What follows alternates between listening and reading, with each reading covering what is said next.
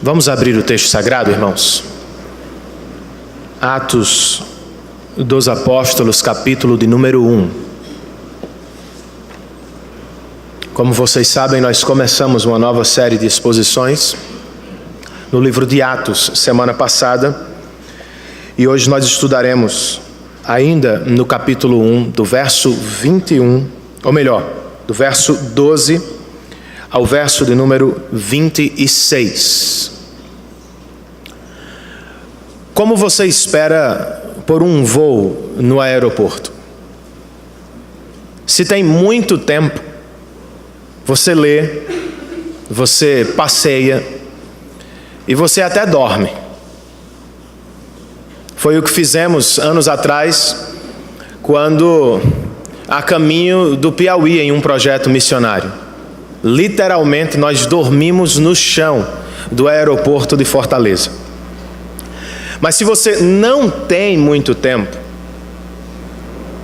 você precisa ficar atento ao painel de chegadas e partidas.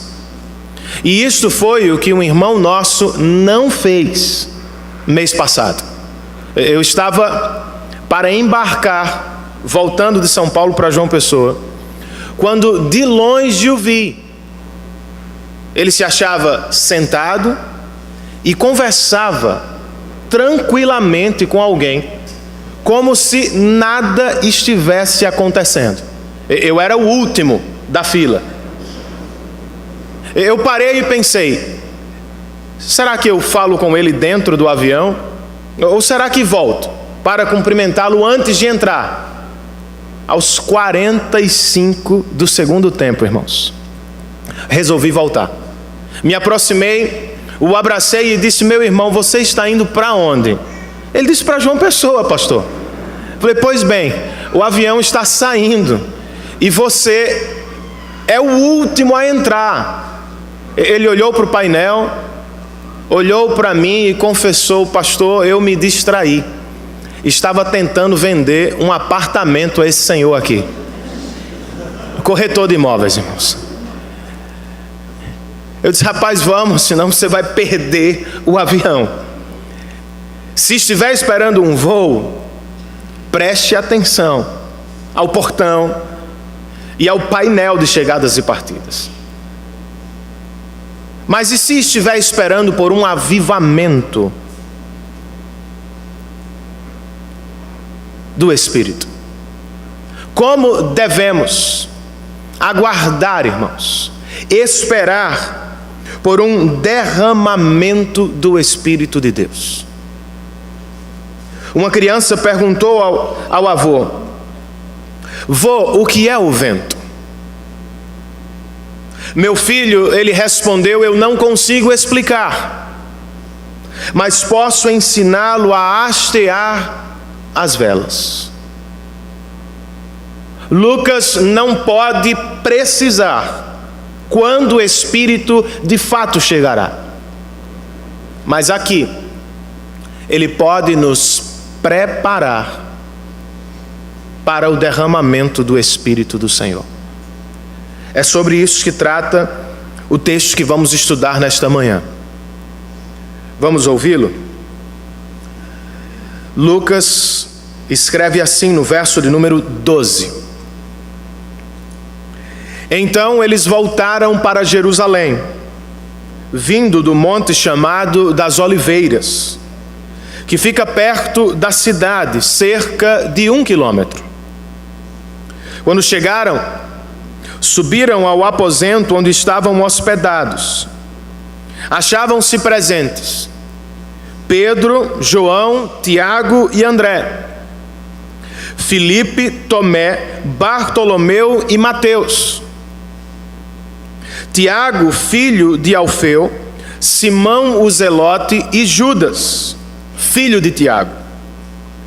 Todos eles se reuniam sempre em oração, com as mulheres, inclusive Maria, a mãe de Jesus, e com os irmãos dele.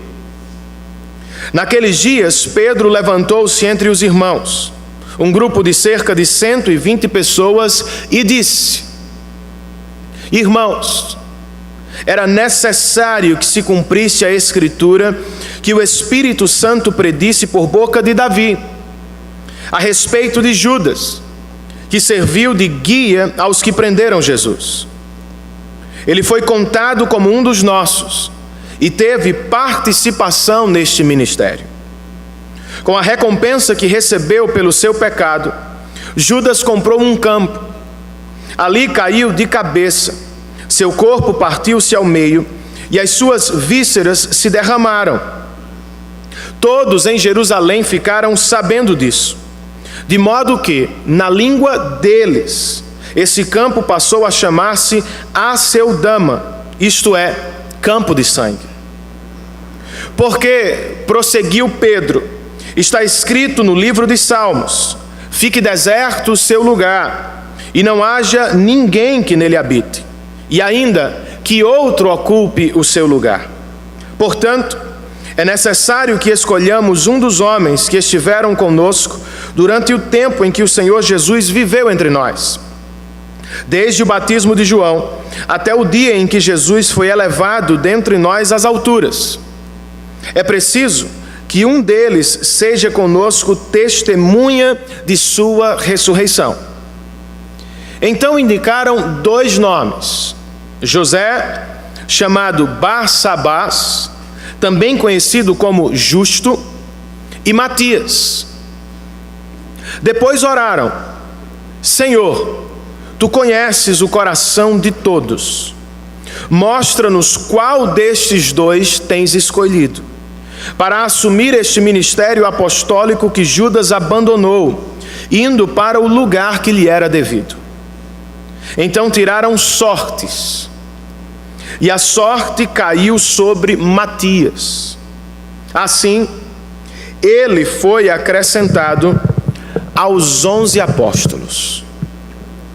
Vamos ao Senhor em oração, irmãos.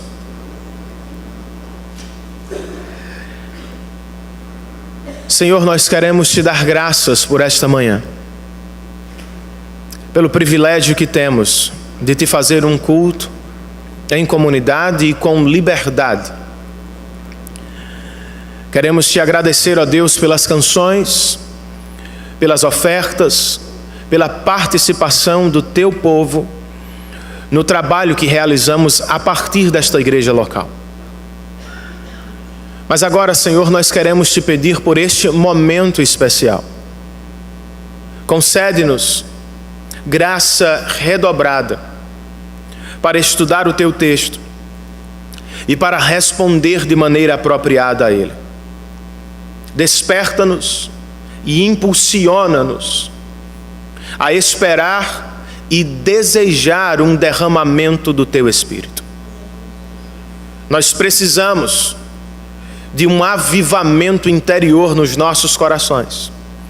Muito mais, nós precisamos de um avivamento coletivo. Portanto, ensina-nos e ajuda-nos, ó Deus, a esperar por Ele. Nós te pedimos isso em nome de Jesus Cristo e para a glória dele. Amém. O principal evento dos primeiros capítulos de Atos se dá no dia de Pentecoste, irmãos. Quando Jesus, já exaltado, derrama o Espírito Santo sobre a igreja e assim conclui sua carreira salvadora. Contudo, até o grande dia, há um tempo de espera. 40 dias entre a ressurreição e ascensão de Jesus, e mais 10 dias entre a ascensão e o dia de Pentecoste. A grande pergunta é como os nossos irmãos preencheram hoje, principalmente, estes 10 dias de espera. Eles certamente não ficaram inativos, paralisados.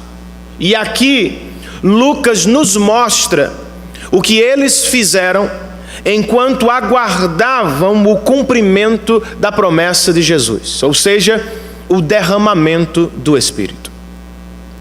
Com isso, o historiador, por meio do exemplo, nos ajuda, nos diz como é que uma igreja, em qualquer tempo ou lugar, pode se preparar ou deve esperar por um avivamento. Inicialmente, irmãos, entre os versos 12 e 14, Lucas nos diz que a igreja espera por um avivamento em oração. Antes da oração propriamente, ele nos aponta a obediência dos apóstolos. Eles ouviram de Jesus no capítulo 1, não saiam de Jerusalém. Antes, esperem pelo cumprimento da promessa de meu Pai. O que fizeram depois de ver o Senhor ser elevado aos céus? Verso 12. Então, eles voltaram a Jerusalém. Fizeram exatamente como Jesus havia ordenado. Ao chegar, o verso 13 registra: eles subiram ao aposento onde estavam hospedados. Talvez o mesmo cenáculo da última ceia. Ou quem sabe, um quarto ou sala reservada da casa de João Marcos, um discípulo posterior, onde muitas pessoas por vezes se encontram reunidas ao livro ou dentro da narrativa de Atos. O lugar, porém, não é o mais importante do texto. As pessoas são. E mais significativo ainda, irmãos, o que elas fazem aqui. Primeiro, quem são as pessoas que se acham neste aposento de Jerusalém? Verso 13, parte B. Lucas registra: achavam-se presentes Pedro, João, Tiago e André, Filipe, Tomé, Bartolomeu e Mateus, Tiago, filho de Alfeu, Simão o Zelote e Judas, filho de Tiago.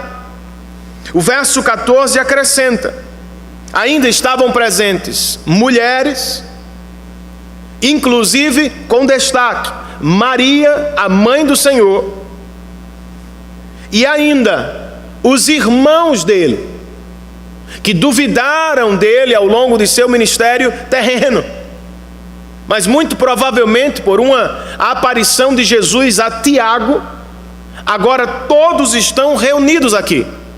Trata-se então de uma reunião bem diversa: homens e mulheres, apóstolos e leigos, familiares e amigos de Jesus. Todos estão presentes nesta reunião. E o que é que eles fazem, irmãos? Todos eles, verso 14, se reuniam sempre em oração. Em versões mais antigas, o texto sagrado registra: eles perseveravam unânimes em oração. Eis o grande ensino destes primeiros versos de hoje. Embora fossem muitos e diferentes, os nossos irmãos se reuniam sempre para orar, perseveravam juntos em oração. Mais tarde, Lucas vai nos dizer que os primeiros convertidos de Atos perseveravam na doutrina dos apóstolos. Um pouco depois, ele vai nos contar que os próprios apóstolos resolveram perseverar na pregação e na oração. Aqui ele usa o mesmo verbo para definir o que os nossos irmãos fizeram antes do derramamento do Espírito. Eles se reuniam sempre, irmãos,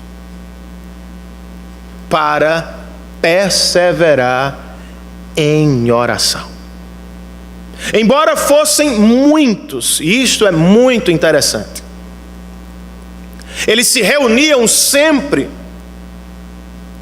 para fazer uma mesma petição. Por isso a Revista e Atualizada usa o termo unânime. Certamente tinham pedidos diferentes, situações particulares que perturbavam seus corações. Contudo, quando estes irmãos se reuniam para orar, como igreja, eles não apenas oravam por seus pedidos específicos. Na verdade, como o texto parece nos dizer, eles tinham apenas um pedido em comum: o cumprimento da promessa de Jesus, o derramamento do Espírito Santo de Deus. É assim que nós oramos, irmãos. Será que podemos empregar os mesmos adjetivos, unânimes e perseverantes, para descrever nossas orações? Eu não sei se podemos. Contudo, se nós queremos de verdade experimentar um avivamento espiritual, eu digo que nós devemos. Pois foi assim que Deus fez ao longo de toda a história da igreja. Antes de derramar um poderoso avivamento sobre a igreja, Deus primeiro a colocou de joelhos. Por exemplo, antes de libertar os escravos hebreus do Egito, Deus primeiro os fez clamar por salvação. Este também é o padrão do livro dos Juízes. Deus só envia o libertador quando os judeus se ajoelham e clamam por ele. Você pessoalmente anda triste com sua vida cristã? Acha-se, quem sabe, frio na fé? Se encontra hoje fraco? Volte a orar, meu irmão. Dobre seus joelhos diante do Senhor e ore com perseverança. Até quando, Renan? Até quando Deus, por sua vontade e graça, renovar seu coração outra vez.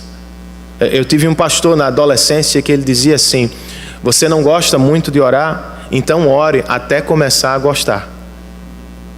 É mais ou menos isso. É o que Jesus também nos ensinou. Por exemplo, no Evangelho de Lucas: importunem o Pai, batam a porta dele com perseverança, e não se deem por satisfeitos antes de receberem dele resposta. Feche a porta do seu quarto, dobre os seus joelhos e clame por renovação espiritual no seu coração, por gozo espiritual na sua alma, por um avivamento interior. Faça isso em casa sozinho, mas perceba o exemplo da igreja primitiva. Façamos isto em comunidade também.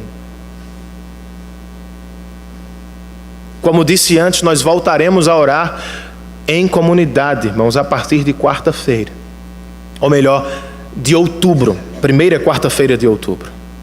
É claro que vamos orar por seus pedidos específicos, mas não nos demoraremos muito neles. Nós oraremos como a igreja orava, pelo derramamento do Espírito e pelo avanço do reino de Deus entre as nações. Pois afinal, irmãos, nós queremos respostas do Senhor. Por isso devemos orar pelo que sabemos que Deus vai responder. Notem isso. Os apóstolos não deixaram de orar porque sabiam que Jesus estava para cumprir sua promessa. Ao contrário, eles oraram ainda mais. Eles não foram desanimados, porque sabiam do cumprimento da promessa.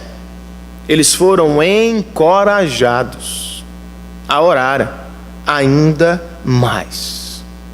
Porque João Calvino escreve: nossa oração não é um sinal de dúvida, é um sinal de confiança.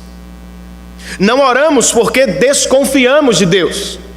Oramos porque cremos que Ele fará exatamente como prometeu. Foi por isso que os apóstolos se reuniram para orar, com perseverança e unanimidade. Eles confiavam em Deus. Oremos, portanto, irmãos, de acordo com a palavra, a partir de suas promessas, e tenhamos certeza, Deus vai responder às nossas orações. Ao ler o texto pela manhã na sua casa, perceba qual é a mensagem principal. Destaque promessas do texto bíblico e depois as coloque diante do Senhor em oração. Enquanto lia o texto de Atos durante a semana, eu cheguei ao capítulo 6. Quando Lucas, falando de Estevão, diz: Estevão era um homem tão cheio de graça e de poder do Espírito, que seu rosto brilhava como a face de um anjo. Eu terminei a leitura, irmãos. Me coloquei de joelhos e clamei a Deus por isto. Senhor, concede-me graça e poder do teu Espírito. É o que está na tua palavra.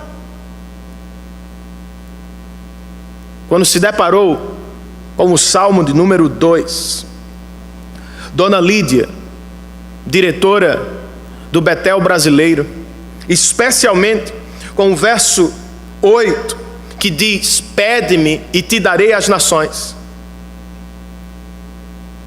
Ela clamou ao Senhor, sabendo que o salmo se aplicava a Cristo. Ela regularmente dobrava os joelhos com os alunos do Betel e clamava a Deus por missionários em todas as nações da terra. Ela dizia: é uma promessa do Senhor, todas as nações são dele. Povos, raças, tribos e línguas confessarão que só o Senhor Jesus é o Salvador para a glória de Deus Pai. Eu leio, eu destaco o que vejo e eu oro por isso, irmãos. Eu oro pelas promessas do meu Deus. Façamos assim, enquanto esperamos por um avivamento. Como é que a igreja deve se preparar para o avivamento, ou como é que ela espera por ele? Entre os versos 15 e 20, Lucas nos diz que a igreja espera por um avivamento lendo, estudando a palavra de Deus. Ao longo deste trecho, dois personagens se destacam: Judas e Pedro, e um contraste se estabelece entre eles. Lucas começa com Pedro, versos 15 e 16. Naqueles dias, Pedro levantou-se entre os irmãos, um grupo de cerca de 120 pessoas, e disse: irmãos, era necessário que se cumprisse a escritura que o Espírito Santo predisse pela boca de Davi. Dois destaques sobre Pedro que Lucas parece fazer aqui. O primeiro: me parece que Lucas está destacando Pedro como líder inicial desta igreja. Ele é o primeiro da lista daqueles que estavam presentes no aposento de Jerusalém em oração. E agora ele é o primeiro que se levanta para falar entre os irmãos. É por isso que alguns estudiosos dividem o texto de Atos entre Pedro, ou os atos dele, de 1 a 11, e os atos de Paulo, de 12 a 28. De fato, ele foi um personagem central no nascimento desta igreja. E isto é curioso, irmãos. Pois há apenas alguns dias, ele estava negando o Senhor Jesus Cristo. Aqui, porém, ele é diferente. Ele já se acha de pé e liderando seus irmãos. Este é o segundo comentário que preciso fazer acerca dele. Ele lidera os irmãos, mas como? De acordo com Lucas, ele o faz através da palavra de Deus. Irmãos, era necessário que se cumprisse a Escritura, que o Espírito Santo predisse por boca de Davi. Com quem ele aprendeu a ler a Bíblia assim, irmãos? Quem foi seu professor? Jesus.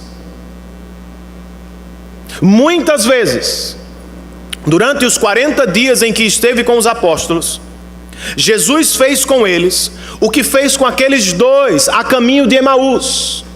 Jesus abriu-lhes os olhos e os fez entender e perceber que todo o Antigo Testamento era sobre ele mesmo. Pedro entendeu. E enquanto esperava pelo Espírito, se dedicou à leitura e ao estudo do Antigo Testamento. Lendo até, ele encontrou muitas passagens que falavam sobre Jesus, e algumas que são destacadas aqui, que tratavam especificamente de sua traição. Estava prevista.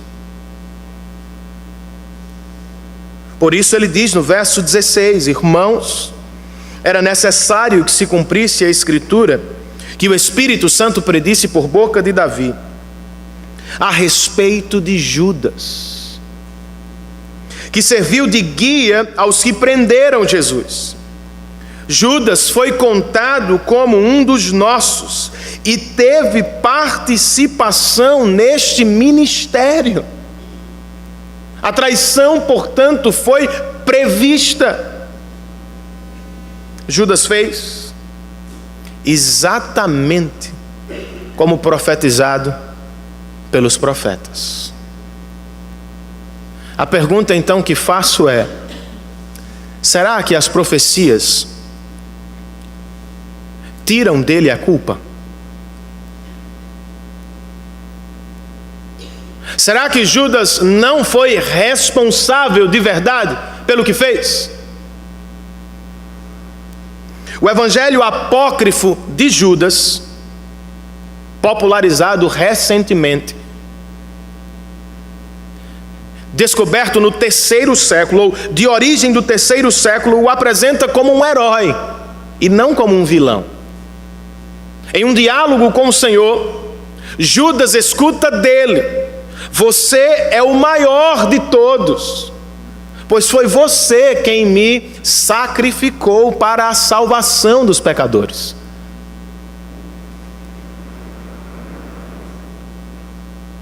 Não é o que a palavra de Deus pensa dele, irmãos.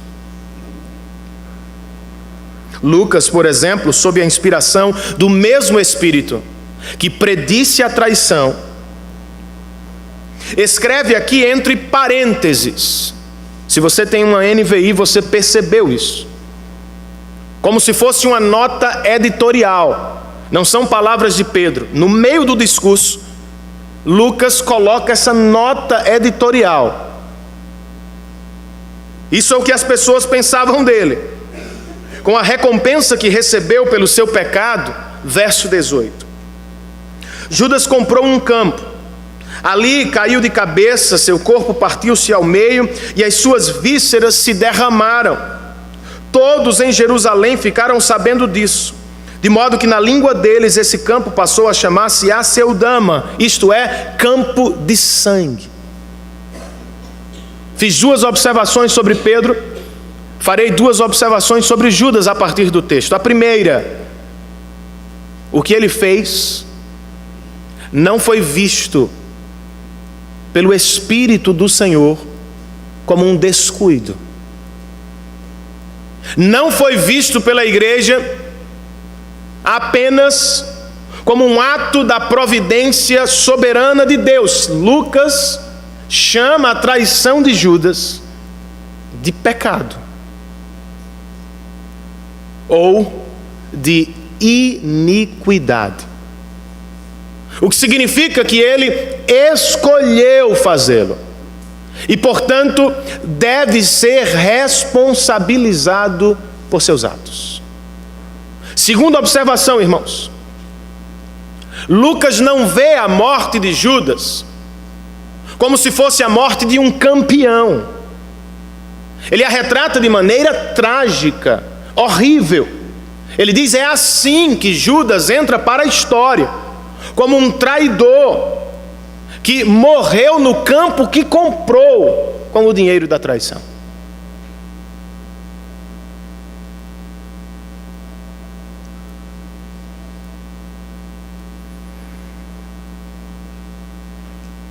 Mas e agora? O que os apóstolos fazem com a lacuna que ele abriu? Voltando às Escrituras, Pedro prossegue no verso de número 20. Porque está escrito no livro de Salmos: fique deserto o seu lugar e não haja ninguém que nele habite. E ainda, que outro ocupe o seu lugar. Os 2 salmos citados por Pedro são usados primeiro para fundamentar o que Judas fez, e depois, irmãos, para indicar o que os apóstolos agora precisavam fazer: substituí-lo. E aqui, o pastor presbiteriano Derek Thomas viu algo muito interessante. De acordo com ele, talvez Pedro também estivesse pensando nas palavras do próprio Jesus, quando ele disse: edificarei a minha igreja sobre a rocha, e as portas do inferno não poderão vencê-la. Para Pedro, continua o pastor, a investida do diabo não foi apenas contra Judas, foi contra a igreja. Por isso, ao apontar a necessidade da substituição, é como se o apóstolo estivesse dizendo: o diabo pode ter entrado em Judas, tomando o seu coração, mas ele não fará o mesmo com a igreja. O inferno não prevalecerá contra ela. Você crê nisso, irmão? Acredita mesmo que o inferno não poderá vencer a igreja de Cristo na terra? Certo. Mas qual é a nossa parte nesta luta? Como tomamos partido neste desenvolvimento progressivo do reino de Deus, da igreja? E como o fazemos contextualmente enquanto esperamos o derramamento do Espírito? Em uma narrativa, por vezes, o autor usa os personagens como exemplos. É o que parece estar fazendo aqui o evangelista Lucas. Primeiro, a partir do exemplo de Judas, é como se estivesse dizendo: tenham medo, temam ser como Judas. Eu explico. Temam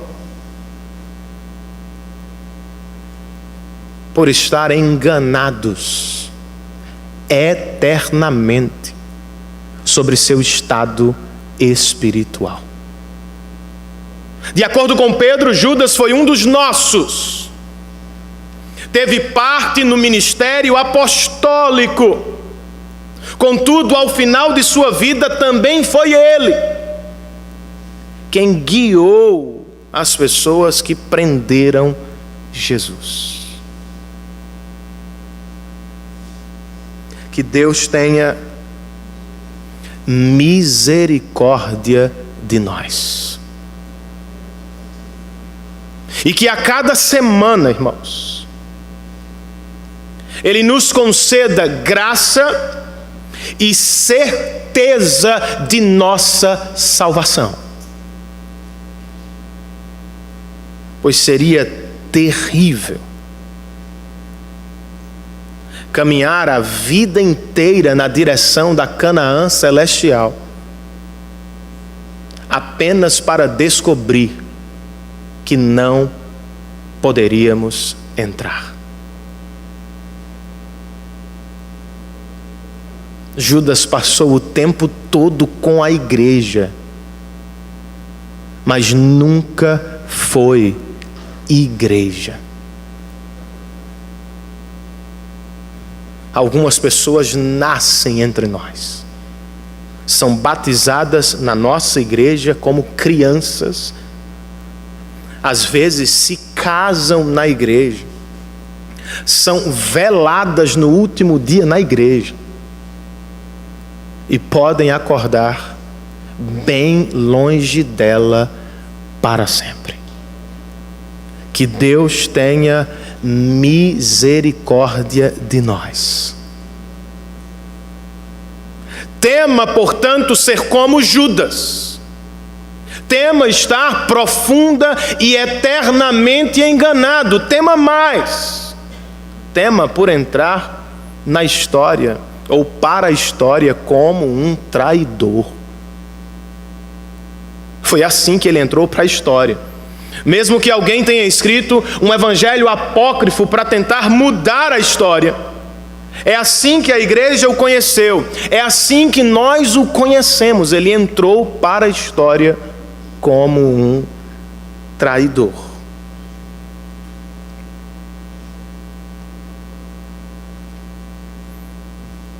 E outra vez, Calvino nos ajuda muito quando escreve o seguinte: Judas não pode ser justificado pelo fato de sua ação ter sido profetizada, já que ele caiu em última análise, não por causa da compulsão da profecia, mas por causa da iniquidade de seu próprio coração. Qual é a implicação, irmãos? Não se esconda por trás da soberania de Deus. Há gente que faz isso. Eu não tenho dúvidas, Ele é plenamente soberano. Mas não tenha dúvida disso. Nós também seremos totalmente responsáveis pelos nossos atos. Com isso, eu estou dizendo: tenha medo de se entregar ao pecado do seu coração. Tema pelos efeitos que ele pode produzir.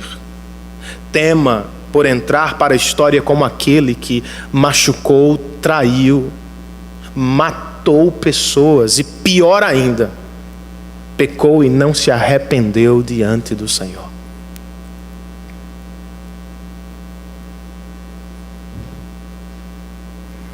O que faz com Judas, Lucas parece fazer com Pedro também. Ele é destacado aqui como um modelo, seja como ele. Em outras palavras, conheça, cristão, sua Bíblia. Pedro poderia ter feito qualquer outra coisa, irmãos. Contudo, ele estava tão concentrado, desejava tanto o derramamento do Espírito, que ele só encontrou duas coisas para fazer durante os 10 dias: oração e leitura da palavra. Não há como burlar isso, irmãos. Se você quer crescer em Cristo, se quer viver um avivamento espiritual, inevitavelmente você terá que passar pela Bíblia. Você terá que dizer não a um monte de coisas para dizer sim ao estudo da palavra de Deus. Ao se aproximar, faça como Pedro. Coloque os óculos certos. Tente empurrar os óculos da cultura para longe. E faça uso dos óculos de Cristo. Pois foi assim que Pedro leu o Antigo Testamento. Ele profetizava, apontava, prometia o Salvador. É assim que lemos o AT. É assim que lemos o NT também. Ele cumpre, explica, aplica o que Jesus fez por nós. Nós lemos toda a Bíblia, irmãos, como cristãos, como os óculos de Jesus Cristo. Um jovem pregador, depois de seu sermão de prova, se dirigiu ao experiente Charles Spurgeon e perguntou: reverendo, como foi meu sermão? Spurgeon respondeu: foi péssimo. Tentando se justificar, o jovem disse: mas eu usei o grego, eu citei importantes teólogos, eu falei muito bem. Spurgeon disse: eu concordo. Você fez muita coisa hoje aqui, mas esqueceu a principal. Você não pregou o Evangelho. Ele explicou: meu caro, você sabia que na Inglaterra, em qualquer vilarejo da Inglaterra, há no mínimo uma rua que leva a Londres? O jovem acenou que sim.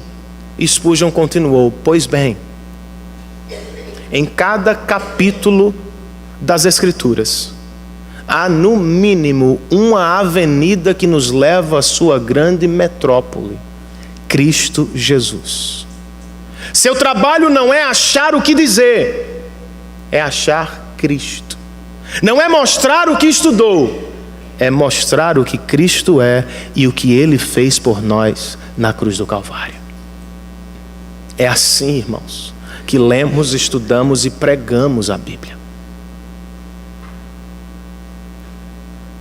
Mas sendo bem sincero, qual foi mesmo a diferença entre Judas e Pedro? Porque um entra para a história como um perdedor e o outro como um líder da igreja. Os dois eram igualmente pecadores, irmãos. Um traiu, o outro o negou publicamente 3 vezes. Os dois, portanto, caíram. São iguais diante de Deus. A diferença então não está em Pedro, está em Cristo. Pois foi ele quem disse a Pedro, antes da queda: Simão, Simão, o diabo pediu para peneirá-lo como trigo, mas não se preocupe, eu intercedi por você. Você vai se levantar outra vez. Os dois são iguais, irmãos. Igualmente pecadores. Foi Deus quem não permitiu ao diabo fazer com Pedro o que ele havia feito com Judas.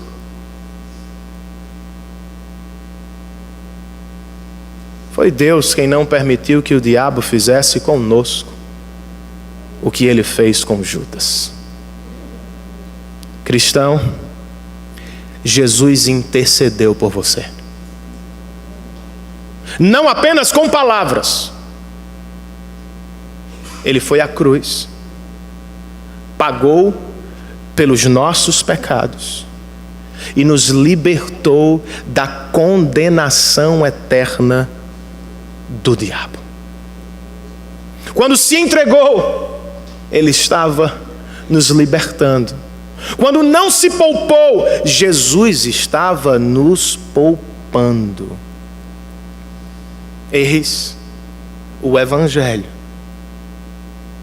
Pela graça somos salvos para a glória de Deus e por obra de Jesus Cristo. Só por isso. Só por isso você é diferente. Glórias sejam dadas ao Cordeiro de Deus que nos salvou. Por fim, irmãos, entre os versos 21 e 26,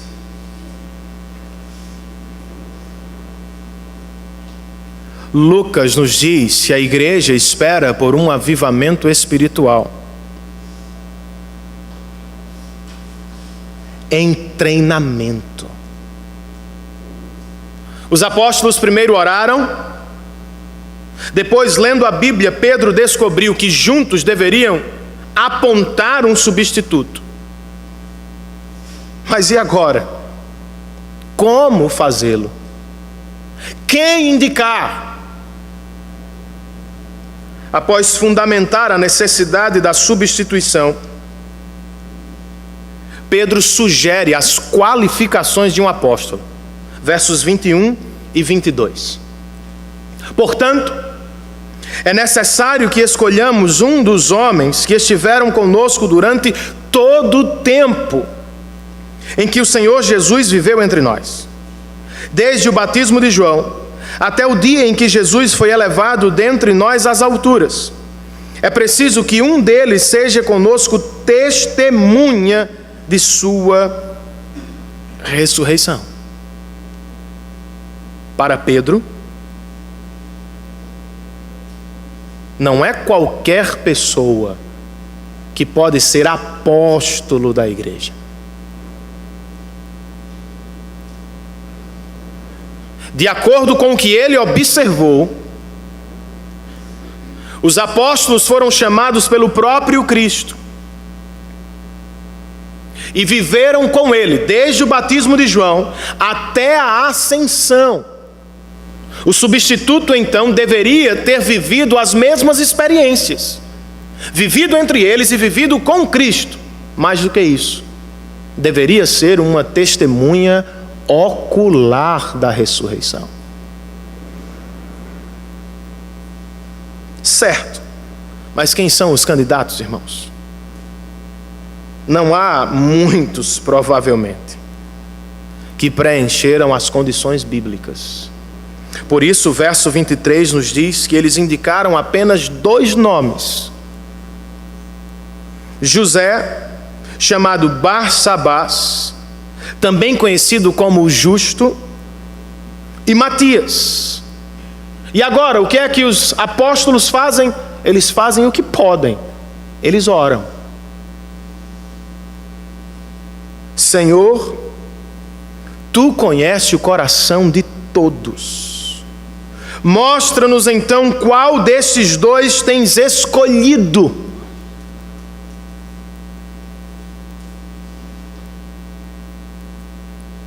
Eles oram ao Deus que conhece todos os corações. E eles oram sabendo que Deus já havia escolhido. Ao término, eles lançam sorte, irmãos. E de acordo com o texto, a sorte caiu sobre Matias.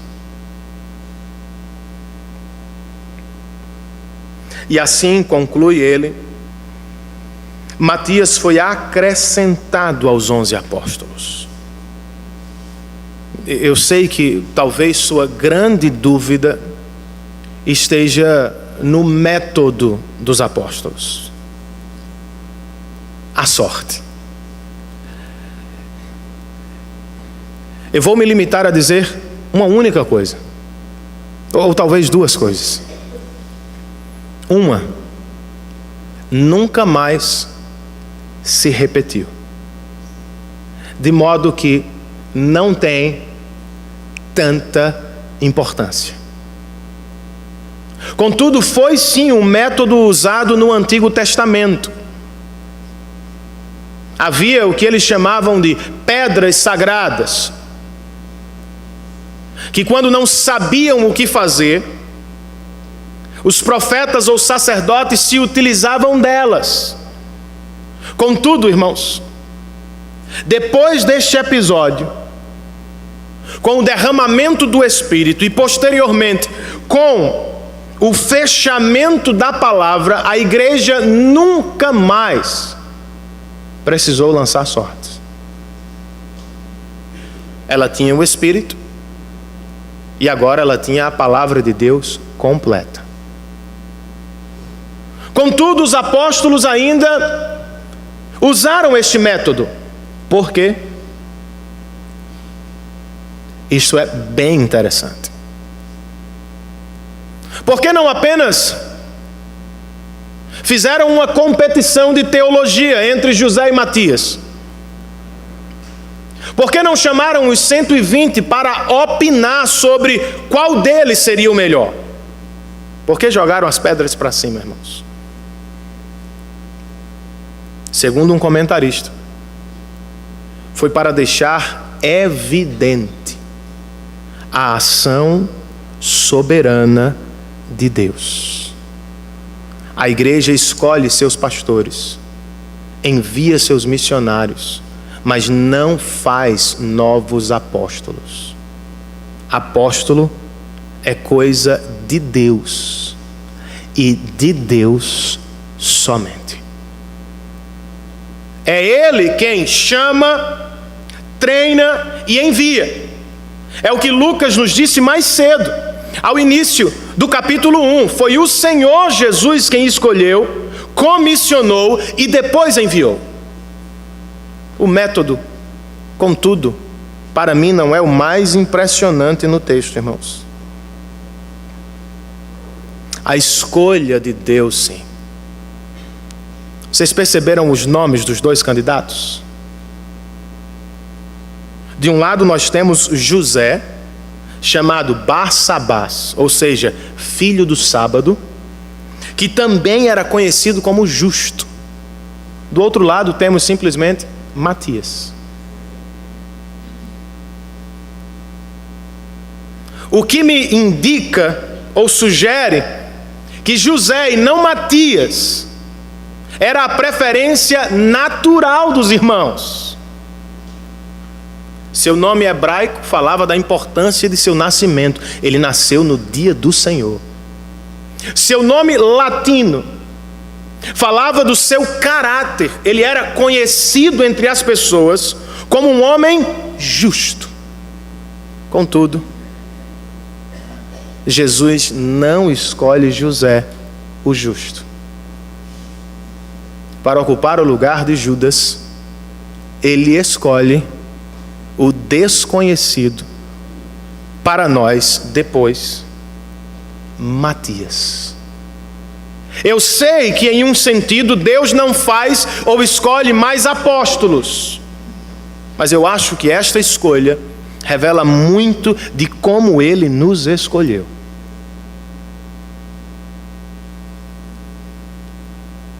Ele não nos escolheu porque tínhamos um nome, irmãos. Pela graça, Ele nos escolheu para nos dar um nome em Cristo.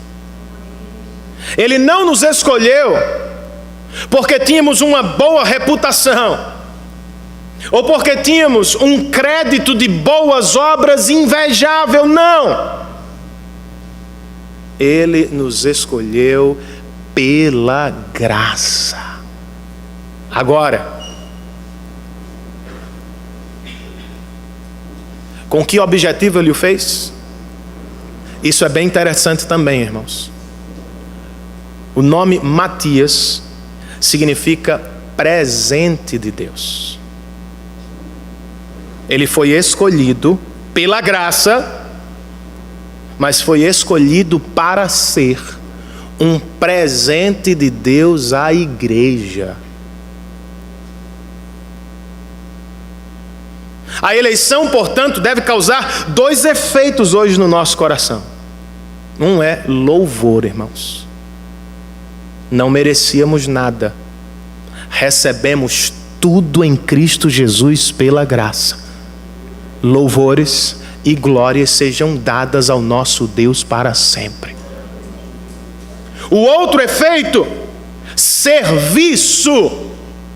Ele nos escolheu a fim de que fôssemos presentes para as pessoas que nos cercam, presentes para a igreja de Cristo Jesus. Às vezes nos gabamos da eleição, parte vertical. Pouco pensamos na eleição horizontal. Somos mesmo um presente às pessoas que nos cercam.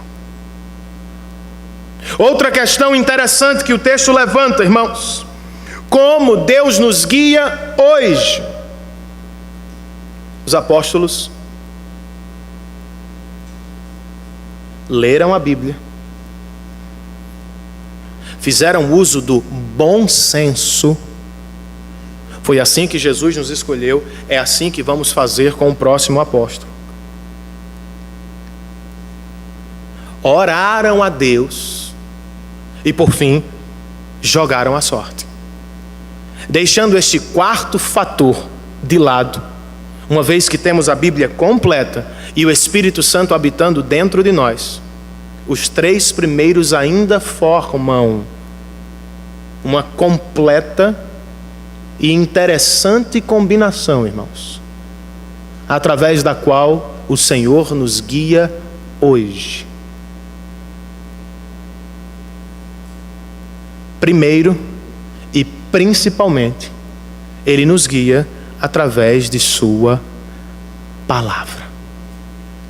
Como está escrito em nossa confissão de fé, aqui nós temos tudo o que precisamos saber acerca de Deus e de Sua vontade. Não falta nada. Precisamos conhecer a Bíblia. Depois, como os apóstolos, precisamos fazer uso de bom senso ou de discernimento. Isto é, como aplicamos o que sabemos da Bíblia às mais diversas situações da vida. Por fim, irmãos, precisamos orar pela liderança interior do Espírito e pela liderança providencial e externa de Deus. Detalhe, eu achei isso aqui super importante. Os apóstolos não oraram para que Deus escolhesse Matias. Perceberam isso? Eles oraram para que Deus revelasse a escolha que já havia feito. Cristão, nós não oramos ao Deus que vai descobrir as coisas. Nós oramos ao Deus que já sabe de tudo antecipadamente. Depois do casamento de Gabriel e Noísa, semana passada, eu e um irmão nosso nos juntamos para chorar por nossas filhas. Em dado momento ele disse: pastor, tenha fé, vamos orar por elas. Eu disse: vamos sim, meu irmão, mas vamos orar de acordo com a Bíblia. Não vamos orar para que Deus os ache. Vamos orar na certeza de que Deus já os conhece de antemão. Olha que coisa, gente. muda de maneira significativa. Nós oramos a um Deus que já sabe de todas as coisas. Por fim, como Deus nos treina para o cumprimento de nossa missão, irmãos? A partir do texto, eu penso que Ele está nos treinando enquanto nos faz esperar. Vão para Jerusalém e esperem. Você é bom em esperar? Você não consegue esperar nem a fila do banco às vezes. Eu agradeço tanto a Deus pelo banking online, né? Agora é só resolver em casa. Nós temos dificuldades, irmãos. Somos imediatistas. E por vezes queremos resolver sozinhos e na força do braço. Não é assim que as coisas funcionam com Deus.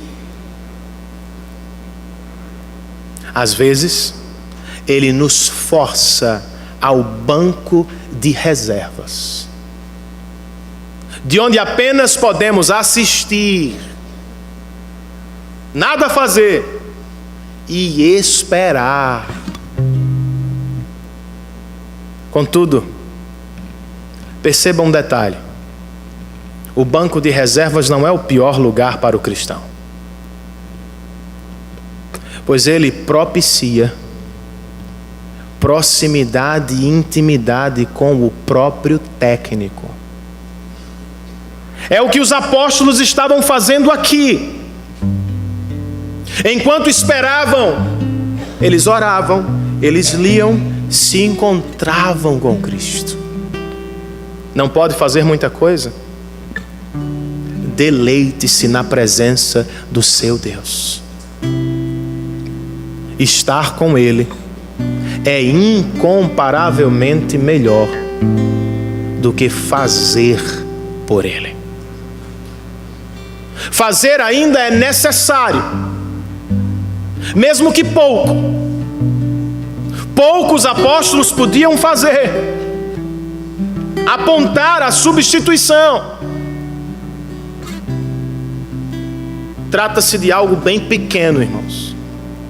A escolha de Matias não parece ter profundas consequências na vida da igreja. Mas o Senhor estava treinando seus apóstolos. Não despreze os pequenos começos. Deus nos treina para grandes obras através de pequenas, cotidianas, aparentemente sem importância, tarefas do dia a dia. Ele está vendo e Ele está nos preparando, irmãos, para coisas maiores, segundo a sua vontade e para a glória de seu nome. Eu quase embarquei sem falar com o nosso irmão. Contudo, ao voltar eu descobri que ele estava para perder o voo, irmãos. Na verdade, só faltava ele. Por isso ele me deve um jantar. O Pentecoste também vai decolar no próximo domingo. O fogo vai pegar, irmãos. Os apóstolos receberam a missão e viram a ascensão. O colégio, ou o colegiado dos apóstolos está outra vez completo. Só falta uma coisa agora. Na verdade, só falta uma pessoa: o Espírito Santo de Deus.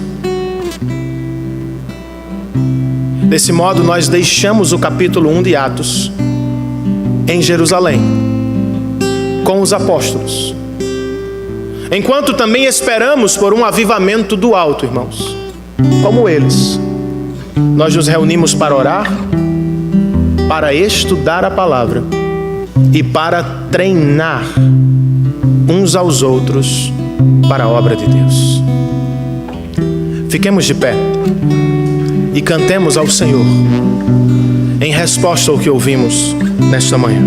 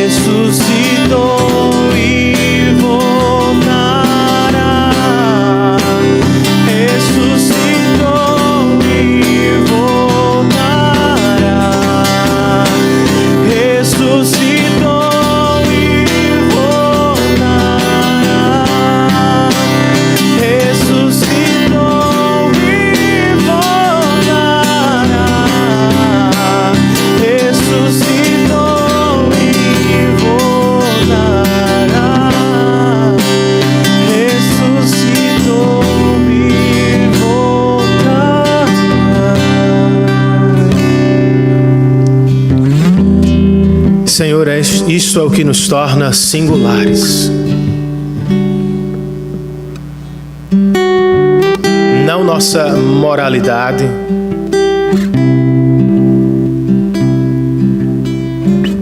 nossa distância do mundo, mas a tua obra na cruz do Calvário. Dentre todas as religiões do mundo, o Evangelho bíblico é o único que nos apresenta um Cristo que viveu, mas também um Cristo que vive para sempre à destra do Pai.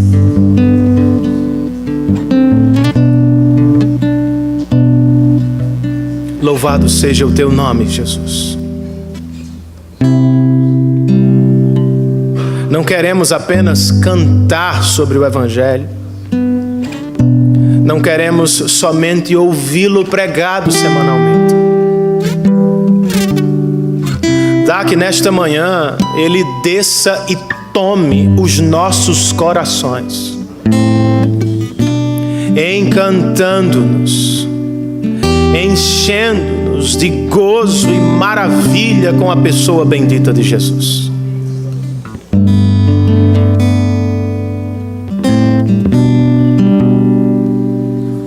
O que nos torna diferentes de Judas, Senhor. Na verdade, fomos todos traidores,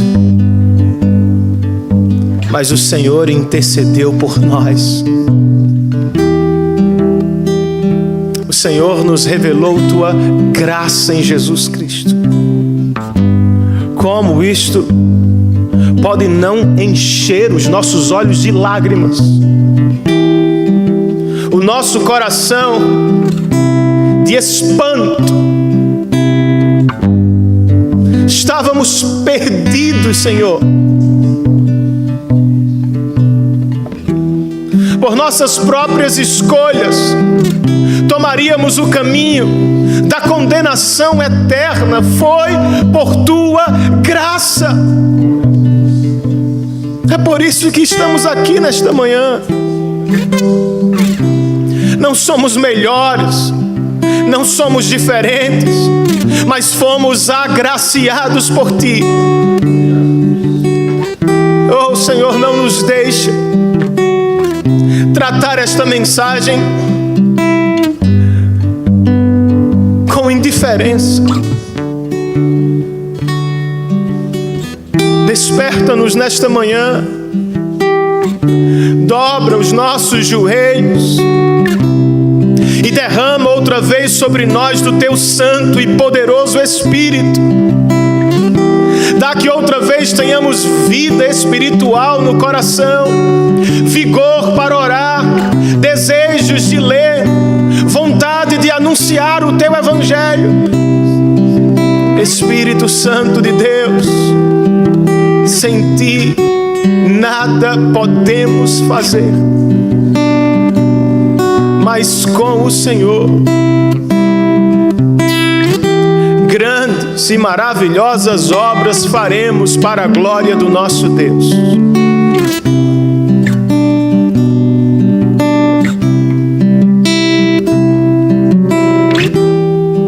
Nós nos arrependemos diante de ti, Senhor. Confessamos os nossos pecados e clamamos por auxílio do alto. Leva-nos em paz aos nossos lares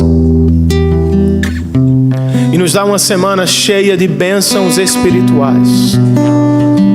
Cria, Senhor, cria em nós um coração puro e um espírito inabalável.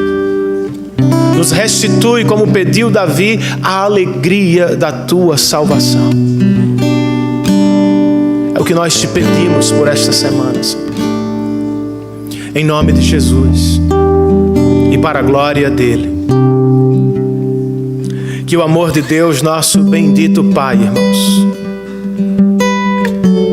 que a graça salvadora e fortalecedora do Senhor Jesus Cristo, que a comunhão, o poder, a presença, o cuidado e e o reavivamento do Espírito Santo estejam sobre todos nós e nos nossos corações. E todos juntos nós dizemos: amém. Que Deus nos abençoe, queridos, em Cristo Jesus.